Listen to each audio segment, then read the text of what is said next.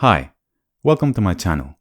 This is now the fifth video in my series on my piano quintet, and one thing that I think I should mention is that I don't make these videos out of a desire to showcase my music and receive praise for it. My purpose is totally educational. Whether you like my music or not is completely irrelevant. I think it may be interesting for other people, performers, composers, musicologists, psychologists, to know how an artist's mind works, what kind of motives drive his decisions, what processes he uses to make his creations, and so on. So I don't expect you to like this video because you like my music. You may completely hate it, and it's okay. What I hope you like is the explanation, the description of the techniques, the way I explain the logic behind my decisions, even if it's just because you find all of that interesting and nothing more. In this chapter, I'll continue to show you the composition process of the third movement, right where I left off last week. But before that, don't forget to subscribe and like this video if you find it useful. In my previous video, the movement was only 16 measures long, and this is what the last 7 of them looked like. This is the same page in the later snapshot. You can see that the echo section has been expanded. Measure 17 introduces 2 new features. First, the echoes are now in 8th note triplets, and second, they don't all start at the same subdivision of the measure. This creates a much richer texture than simply stacking the repetitions homorhythmically. I extended the section even further by going back to 16th notes, but using groups of 3 instead of 2, and starting them in different subdivisions as well. Finally, to end this section, I added one more series of echoes in 8th note triplets. At measure 24, you can see the start of a new section. If you've been following this series from the beginning, you'll notice where this material comes from, the first movement. I said in the first video that in this movement I would bring back material from previous ones.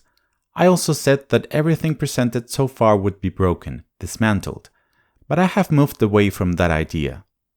I could certainly do that, but I don't think it's necessary, so I'm just varying the material, and also, in this first part, I'm using a simple time signature instead of a complex one. Other than that, it's the same musical idea. Before showing you how this all sounds, I have to mention one last detail, that from time to time I change the transposition of the set.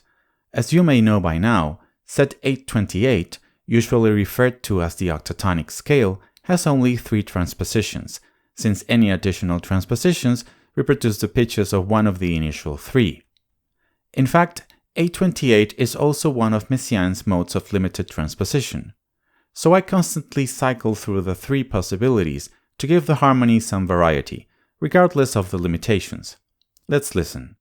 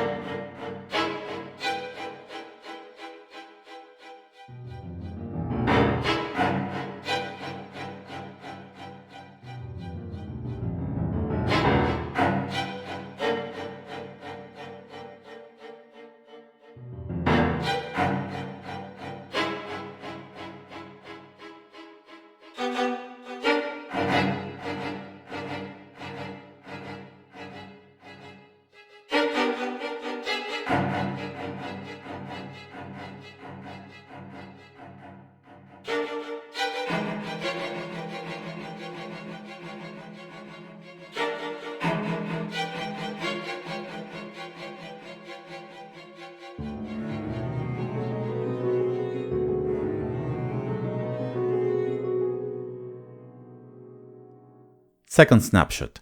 You can see how the new section is taking shape. As I said before, the time signature is simple rather than complex. Because of this, I felt that the texture between the piano and the low strings, which I equate to a delay effect, lost a bit of interest. To counteract this, I introduced some irregularity in the part of the strings. As you can see, the distance between the repetitions is not identical. It doesn't change constantly. There is indeed a 2-measure pattern, but that's enough to return the interest that was lost due to the use of a simple meter.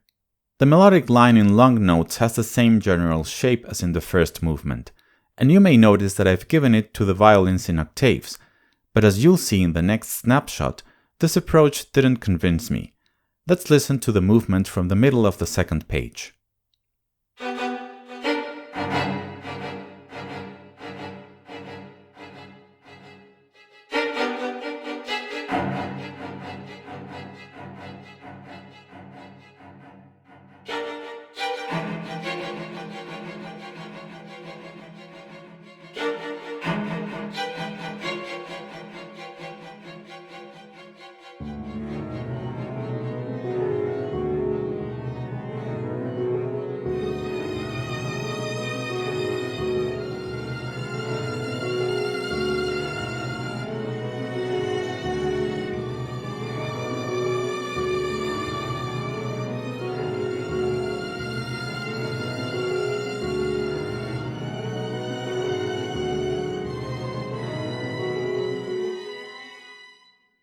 Third snapshot.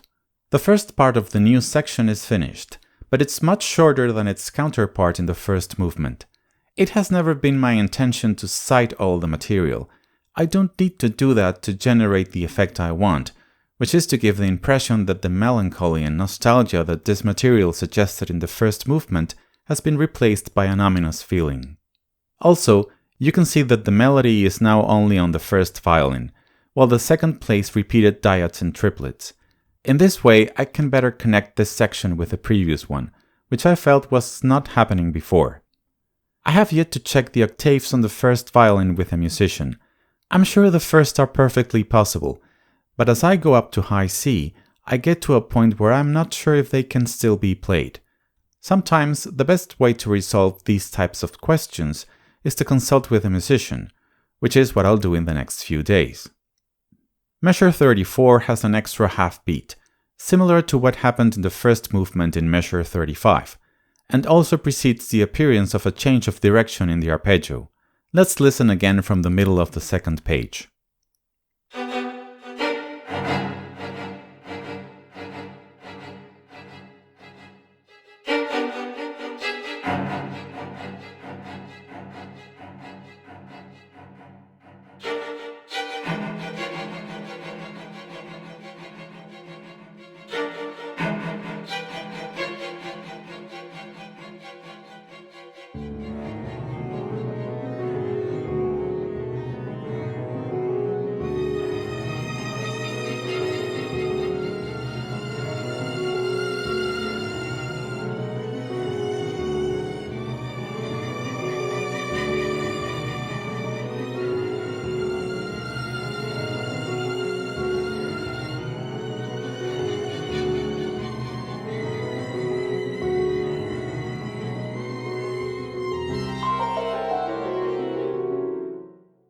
Finally, a fourth snapshot.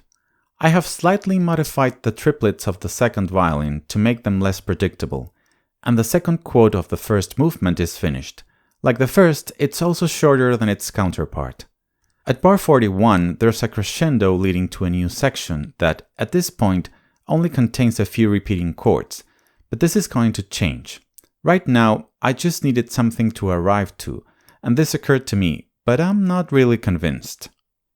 Before I play back this part, there's something I want to talk about: the form of this movement. I usually decide the form of the music before writing it, but this didn't happen with the third movement. The first one has a strophic form, and the second is a rondo, and in both cases I decided the form beforehand, but I couldn't do the same for the third, so I just started composing in the hope that the form would reveal itself at some point, and it did. So far, the movement has only 3 sections, and none of them are related by the material presented in them. On the other hand, my plan for the fourth section is to quote parts of the second movement, so that section will not be related to the previous 3 either. Therefore, the form is clearly progressive. That is, with each new section different from the previous one. Sounds like a good idea to me, as it adds variety and contrast to the piece as a whole. The first section, let's call it A, is loud and very intense, almost aggressive. The second, B, is quieter and less dense. The third section, C, increases the degree of activity. My plan for the next 3 sections is as follows. D will increase the activity even more and lead to E, which will again be loud and aggressive. Finally, F will gradually reduce the activity to a stopping point and the movement will end. It's like a roller coaster ride, ending after the car passes the second peak, slowing down as inertia increases. This ending will allow the fourth movement, canzone, to start very soft and at a slow tempo, which is what I want. That's all for now. I'll leave you with a playback of this new snapshot. I hope you found this video interesting. If you did, please don't forget to like and subscribe. See you next week. Until then, take care. Ciao.